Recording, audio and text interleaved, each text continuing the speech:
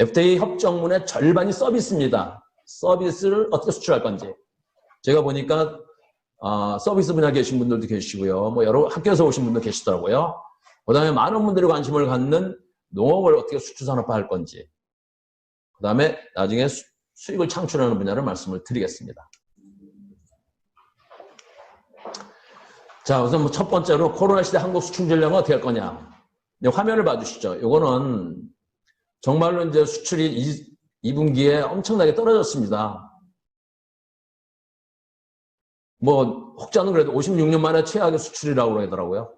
이렇게 지금 16% 이상 수출이 떨어졌습니다. 그러니까 결국 코로나 시대에 움직일 수 없으니까 수출이 굉장히 많이 추락을 하고 있습니다. 그 다음에 일자리도 굉장히 힘듭니다. 특히 청년 일자리가 굉장히 힘듭니다. 취업자 증가 폭이 이렇게 39만 명씩 이렇게 떨어지고 있습니다. 근데 오른쪽 한번 보시면 학생들이 원하는, 젊은이들이 원하는 일자리와 실제 일자리하고 괴리가 너무 많습니다. 이게 지금 우리 일자리 정책의 문제거든요. 청년들은 이렇게 일자리를 원하는데 일자리 정책은 그걸 못 따라가니까 실제로 원하는 것만큼 일자리가 안 되는 거죠. 근데 이 FTA가 자세히 들어보시면 일자리 천국입니다. 따라서 지금 일자리도 최악이다. 근데 이번 강좌에서 제가 말씀드리고자 하는 건 바로 이겁니다. 요거는 한번 잘 보시죠. 이건 제가 만든 자료가 아니라 한화투자증권에서 만든 자료입니다. 코로나 이후에 산업별 변화가 이렇게 될 거다라는 거죠. 예를 들면 인터넷 게임이나 이런 거는 데이터 시장 선정 플랫폼 기업들의 영역이 확장될 전망이다 이거죠. 그래서 앞으로 인터넷이나 게임 분야에서는 플랫폼이나 핀테크 게임이 활성화될 거다. 반도체 분야에서도 메모리 반도체나 장비나 페니스가 활성화될 거다. 요즘에 반도체 시장이 급변하고 있죠. 그 다음에 콘텐츠, 여러분들이 많이 관심 가지신 콘텐츠, 게임이든지 이런 데서는 OTT 플랫폼 증가와 온라인 콘텐츠 소비 증가로 인해서 콘텐츠 제작이나 크리에이터 관리나 이런 쪽에 유망할 거다. 그러니까 주요 산업별 코로나 이후에 이렇게 변화할 거다. 물론 이게 절대적인 아닐 겁니다.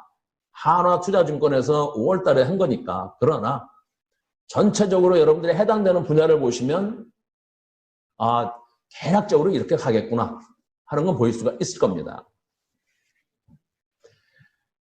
예를 들면은 금융 분야 관심 가지신 분들이 많으실 텐데요. 인터넷 기업발 경쟁이 심화되고 오프라인 채널 효용 가치가 위축이 될 거다. 오프라인이. 그래서 여러 가지 금융 분야에서도 변화가 많을 거다. 라는 말씀을 지금 여기 했고요. 그 다음에 제약이나 바이오 쪽이죠. 헬스케어 패러다임이 자료 중심에서 예방과 진단을 이용한다. 그래서 백신이나 진단. 네. 그리고 이걸 어떻게 할까? 걱정이 많으십니다. 그런데요. 저희가 분석을 해보니 저는 아까 말씀드렸듯이 무역 전문가입니다. 그리고 FTA를 오랫동안 했습니다. 그래서 코로나 장벽, 이런 국경 장벽을 분석을 해봤습니다. 그랬더니 이동 장벽이 생겼더라고요. 사람이 이동이 안 되는 이동 장벽이 생겼고요. 그 다음에 화물이 이동이 안 되는 물류 장벽이 생겼어요. 그 다음에 기술 관련 이동이 참 곤란하더라고요. 여러분 나중에서 말씀드리겠지만 TBT라는 말이 나오는데요. 이게 장벽이 엄청나게 높아졌어요. 그래서 기술 장벽이 생겼고요. 특히 검역 장벽은 말도 못하게 높아졌습니다. 농축산물이든 생물 이동 곤란이든지 왜냐하면 이게 병이 옮을까 봐요. 그 다음에 그러다 보니까 통관 장벽도 굉장히 많이 발생했고요. 최근에는 자본 장벽이 생겼습니다. 돈이 이동이 안 돼요. 그 다음에 분쟁 장벽이 지금 말도 못하게 증가하고 있습니다. 왜? 약속들을 못 지키니까. 분쟁 장벽이 많이 생겼습니다. 그런데 오른쪽을 한번 보시면 이 내용들을 아직 여러분들은 FTA를 공부 안 하셨기 때문에 어떤 내용인지는 뭐 이해되시는 분들 계시지만 안 되시는 분들 계실 겁니다. 그런데 FTA에는요. 이게 분야별로 이런 조항들이 있습니다. 이동 장벽이 생기면 이렇게 해결하자. 물류 장벽이 생기면 이렇게 해결하자. 기술 장벽이 생기면 이렇게 해결하자. 예를 들면 분쟁 장벽이 생기면 이렇게 해결하자는 협정문에 이런 내용들이 있습니다. 근데 이런 내용은 코로나를 대비해서 있는 것이 아니라 기존에 FDA 체결할 때 야, 이런 장벽, 이런 장벽, 이런 장벽 생기면 이렇게 해결하자는 게 있는 거예요. 근데 이번에 코로나로서 이것이 한꺼번에 발생이 된 겁니다. 그러다 보니까 뭐 이거 말고 다른 것도 있겠죠.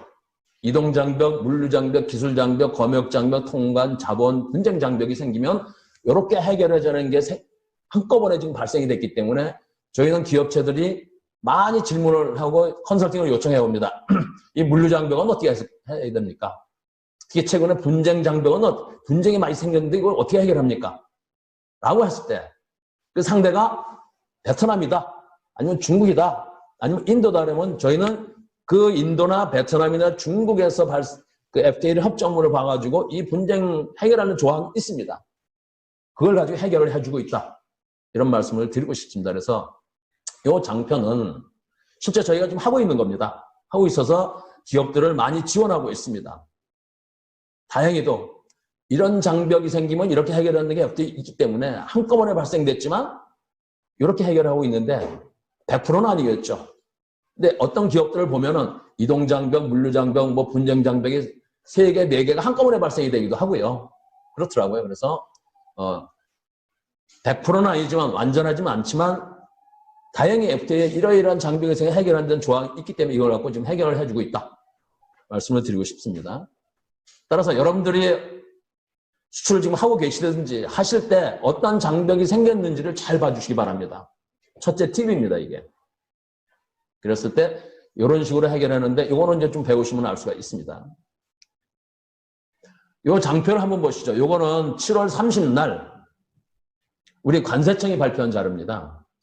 이 장표는 어떤 걸 뜻하냐면요. 올해 코로나가 극심했지 않습니까?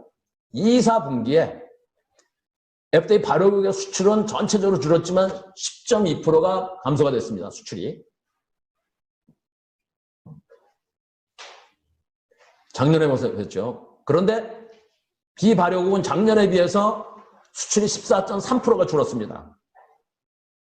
그래서 전체적으로는 맨 밑에 보시면 11.3%가 줄었죠.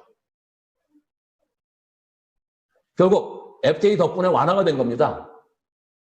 근데 오른쪽을 보시면 제가 색칠해서 좀 강조를 했습니다.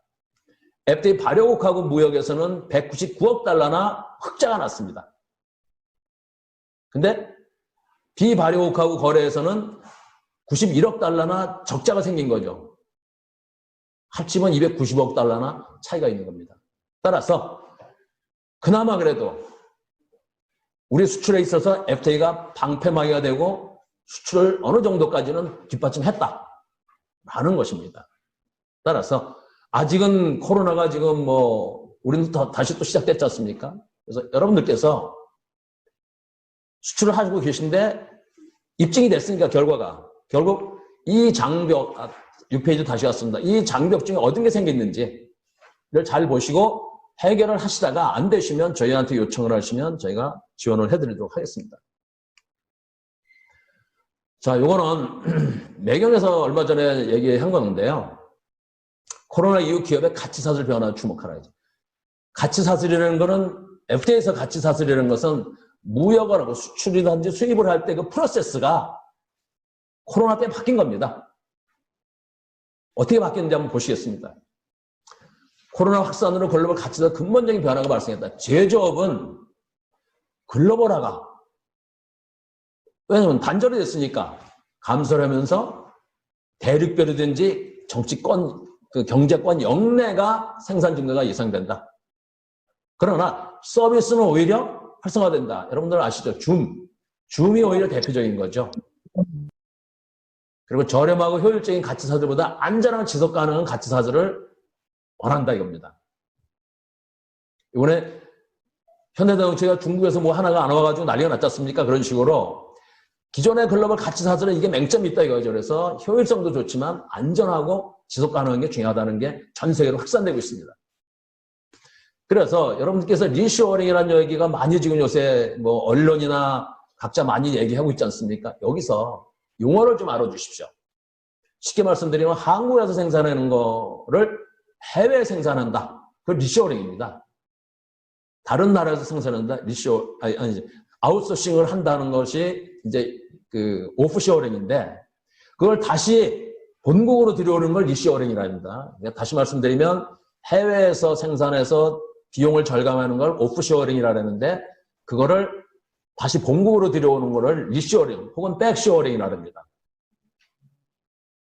근데 그 리쇼어링 전략이 두 가지가 있습니다. 예를 들면은 어떻게 보면은 비용을 절감하는 것도 있고요. 아니면 해외 시장을 개척하려고 하는 것도 있습니다.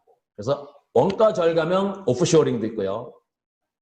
시장 접근형 오프쇼어링. 해외 생산하는 게 이 두 가지가 크게 보면 두 가지가 있습니다. 예를 들면 삼성전자는 전체 매출 90%가 해외에서 이제 일어나고 있지 않습니까? 그리고 이제 우리 중소기업들은 대기업을 따라 나가는 경우도 있고요. 그러나 규제든지 노사 문제 뭐 이런 것 때문에 해외 같이 가는 것도 있습니다. 그러니까 저희가 연구를 해보고 또 매경에서도 얘기를 한 거 보니까 한국은 오프쇼어링, 그러니까 리쇼어링을 동시에 추진할 필요가 있다. 해외에서 경쟁력이 없어가지고 안 되는 건 들어오고 있는 건 나가자. 라는 것이 지금 세계 각국에서 그 리쇼어링이 활성화되는데 우리는 무조건 리쇼어링을 할 필요는 없겠다라는 겁니다. 그 다음에 이제 코로나 시대 새로 떠오르는 성장 엔진이 여러 가지가 있다는 건 여러분 알고 계시죠? 그래서 여기서 요거를 한번 정리를 다시 하겠습니다. 일단 해외에 비용을 절감해 나가든지 시장을 거치게 나가는 걸 오프쇼어링이라고 합니다. 오프쇼어링. 근데 거기가 지금 어려워졌어요. 그래서 다시 국내로 들어오는 걸 리쇼어링 혹은 백쇼어링이라고 합니다. 근데 국내 시장이 작을 경우에는 이웃 나라로 갑니다. 그 니어쇼어링이라고 합니다. 이 용어를 명확히 알아두십시오. 니어쇼어링. 뒤에서 한번 말씀을 올리겠습니다. 그런데 최근에 코로나 시대에 국제시장에 여러 가지가 변화하고 있습니다. 물론 여기는 미중 간의 전쟁도 있습니다. 근데 미국이 주도해가지고 중국을 압박하는 3대 전략이 있는데 과연 한국은 여기서 어떻게 이 코로나 시대에 포지션을 정할 건지 아주 현실적인 문제입니다. 우리 기업들한테는 굉장히 중요한 문제입니다. 이런 내용이 어떻게 돼가는지를 잘 보실 필요가 있습니다. 우선 미국이 EPN이라는 겁니다. 프로스페리티 네트워크이죠. 경제적 번영 네트워크인데 참여 국가는 다이아몬드 국가라 그러죠. 미국, 일본, 인도, 호주 이렇게 다이아몬드 챙기죠. 여기에 한국, 베트남, 뉴질랜드를 포함해서 탈중국화를 한 공급망을 형성하자는 겁니다.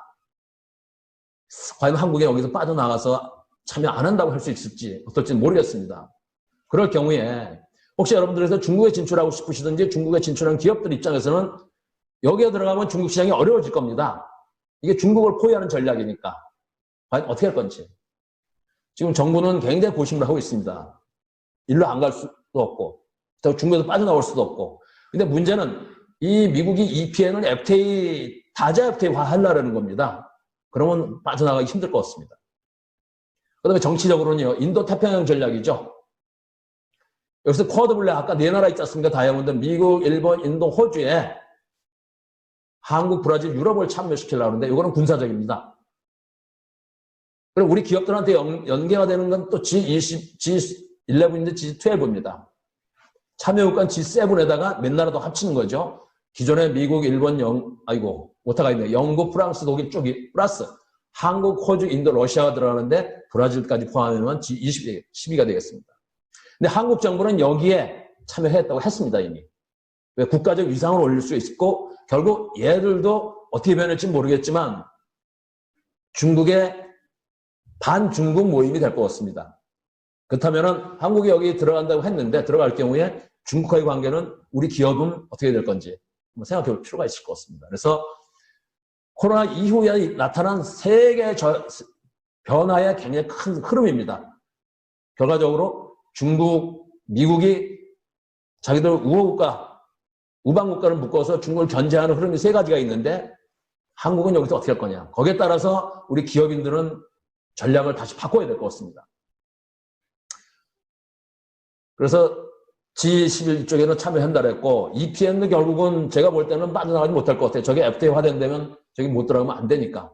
인도 태평양 전략은 군사적인 문제니까 우리가 관여할 게 아닌데 어떻게 될지 잘 모르겠고요. 어떻든 간에 우리 기업 입장에서는 지금 이런 변화가 있으니 이거를 잘 우리가 주목할 필요가 있다. 말씀을 드리고 싶고요. 자, 이렇게 해서 이제 코로나 시대에 우리 한국의 수출 전략은 결국 이런 쪽에 잘 전략적으로 하면서 아까 말씀드린 대로 수출을 FTA를 활용하자. 이렇게. 그러면서 이 가치 사슬을 어떻게 할 거냐. 첫 단원에서 제가 여러분께 드리는 팁입니다. 가치 사슬. 여러분들이 그 수출 프로세스를 어떻게 할 것이냐. FTA를 활용하자. 그 다음에 미국과 중국이 극심하게 대립하면서 반중국 흐름이 이렇게 되는데 한국에 참여할 경우 우리의 중국이나 이런 그 수출 전략은 어떻게 할 거냐. 이 세 가지를 우리가 코로나 시대에 기업인 여러분께서 잘 염두에 두실 필요가 있습니다. 자, 그럼 FTA는 무엇이냐라는 걸 가지고 말씀을 드리겠습니다. 이거 한번 좀 잘 보시죠. 많은 분들이 우리가 무역에 의존하고 있다는 건 잘 알고 계십니다. 근데 얼마나 무역에 의존하는지 잘 모르십니다. 한국은 고무역 의존 국가입니다. GDP에 이게 뭐 작년 자료니까요. 거의 비슷할 겁니다. 한 70%가 무역에 의존하고 있고요. GNI, 우리 소득 있지 않습니까? 소득은 거의 80%가 넘습니다. 근데 그림의 오른쪽을 보시면 2011년, 12년 보면은 우리 주머니들은 소득이 100%가 넘습니다. 거의 무역 갖고 하는 거예요. 국내에서는 거의 기여가 없는 거죠. 굉장히 의존하고 있다. 그 다음에 뭐 실제로 식량이나 에너지나 자원이나 목재 보면은 90% 수준을 우리가 의존하고 있습니다. 그 다음에 오른쪽 한번 보시면 제가 이제 이 내용은요, 농민들이나 뭐 이런 분들한테 강의할 때 이 내용을 제일 먼저 보여드립니다. 항상. 많은 분들이 우리가 무역에 의존하고는 있지만 어느 정도는 실체를 잘 모르시거든요. 근데 우리나라 이런 건 좀 알아두십시오. 2019년 1월 1일 정부가 보면은 우리가 전 세계에서 국토는 107번째, 남한입니다. 인구는 27입니다. 그런데 한때 무기가 우리가 미국 무기 수입 1위였었습니다. 근데 여러분 이거 아십니까? 혹시 LNG 도시가스 있지 않습니까? 이게 세계에서 3위입니다. 우리가 수입이. 엄청나게 쓰는 거죠. 석탄은 세계 4위, 원유는 세계 5위, 식량은 세계 5위, 에너지는 세계 9위. 제가 하나 뺐습니다. 커피 아시죠? 저도 이 강좌 시작하기 전에 커피 한 잔 마셨는데요. 커피가 세계 7위입니다. 지금은 더 하다르더라고요. 최근 자료는. 다시 말씀드리면 인구는 27위, 국토는 세계 107위 나라에서 이렇게 많은 거를 수입하다 씁니다. 제가 여기서 드리고 싶은 말씀은 한국이 정말로 이렇게 무역에 많이 의존하고 있구나. 근데 그 무역이요, 그냥 되는 것이 아니라 이렇게 사다 쓰는 거가 달러 없이 안 되잖아요. 달러는 수출해야 되는 겁니다. 수출 없이 달러 없고 달러 없이 내수가 없습니다. 우리 대한민국은 사람밖에 없어요. 그래서 이렇게 많은 기초 원자재나 이런 거 수입하지 않으면 내수가 없습니다. 그래서 저희 같은 사람 입장에서 볼 때는 경제가 어려울수록 내수를 살리자는데 그거는 좀 단견입니다. 내수를 살려고 할수록 수입이 늘어나거든요. 그러니까 달러가 필요한 거예요.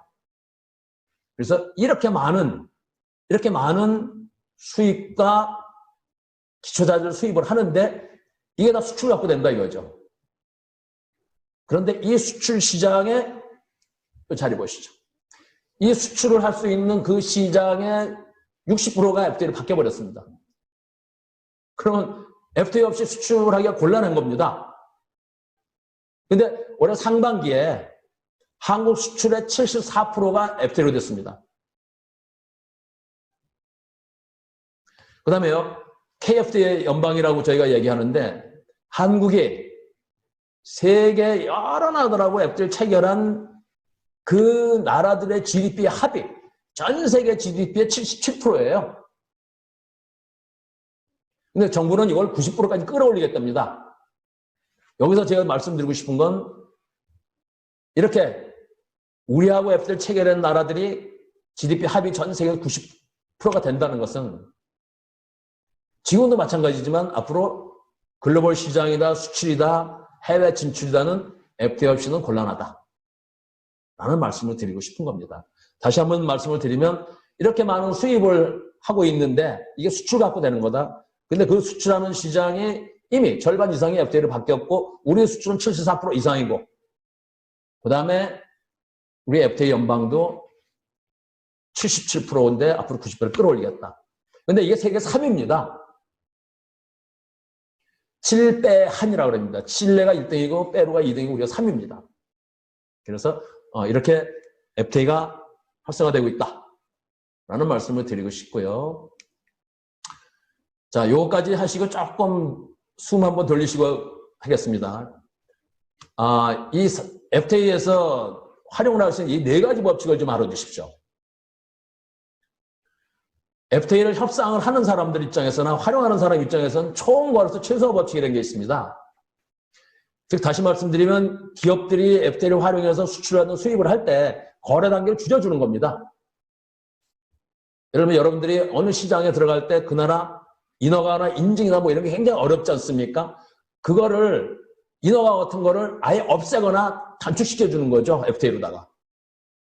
그래서 하던 것이 뭐냐면 총요소비용 최소 법칙입니다. 좌우간, 기존에 하던 무역에서 FTA를 활용해서 비용을 줄여주자는 겁니다. 기업들한테. 그렇게 해서 할 수 있는 것이 여러 가지가 있는데 그중에서 밑에 보시면 총요소 경쟁력 극대화 법칙이 있는데요. 이건 무슨 소리냐면은 제가 만약에 A라는 물건을 어느 나라에 수출하고 있었습니다. 그럴 때는 이게 경쟁력이 있을 거예요. 예를 들면 뭐 가격이든지 품질이든지 뭐 납기라든지 예를 들면은 뭐 특허든지 표준이든지 있을 겁니다. 근데 그게 과연 FTA 시장에서도 그 경쟁력이 유지될까요? 물론 유지된 거 있지만 대부분은 아닙니다. 따라서 또 하나 팁을 드리면 여러분들이 지금 수출하고 계신 업체들인지 그 아이템인지 서비스가 있다면 그거는 아마도 FTA 체결되기 전에 경쟁력일 거예요. FTA 체결된 나라하고에서의 이 경쟁력이 과연 가능한 건지. 만약에 경쟁력이 여전히 유지된다면 그대로 살리고 경쟁력이 변화가 있다면 그거를 강화시켜야 됩니다. 이게 FTA 큰 특권이랄까? 메리트랄까? 요겁니다. 총 요소 경쟁을 극대화해야 됩니다. FTA를 활용해서. 결국 그렇게 해서 돈을 벌자는 겁니다. 그래서 비즈니스 모델 들어보셨죠? 뭐 관세를 활용해서 비즈니스를 한다. 결국 그거는 비용 절약하는 것도 있지만 원래는 종합 비즈니스 모델입니다. FTA는 조금 이따 보시겠지만 관세만 있는 것이 아니거든요. 그래서 여러 가지 요인들을 합쳐서 돈을 벌기 위해서 종합적으로 비즈니스 모델을 만들자 하는 겁니다. 그래서 앞으로 계속 이 네 가지 법칙을 좀 알아두세요. FTA 협상할 때부터 여기에 반영이 됩니다. 그리고 여러분들이 어디 수출하시는지 해외 진출하는지 투자를 하시는지 합작을 할 때 FTA를 활용하면 거래 단계, 프로세스가 압축이 돼서 줄어듭니다. 그래서 비용도 절감되고요. 그 다음에 여러분들이 가지고 있는 그 경쟁력이 있는 거는 그대로 살리고 FTA로서 변화된 건 그것도 또 올리는 그런 법칙이 있고 결국 이것들 다 활용해서 FTA를 가지고 돈을 벌자는 거죠. 그러기 위해서는 여러분들 비즈니스 모델을 여기에 초점을 맞춰서 새로 어떻게 보면은 디자인을 하셔야 되는 겁니다. 근데 많은 기업들이 자기가 그냥 하던 것만 합니다. 그냥 국내식으로 아닙니다, 이제는.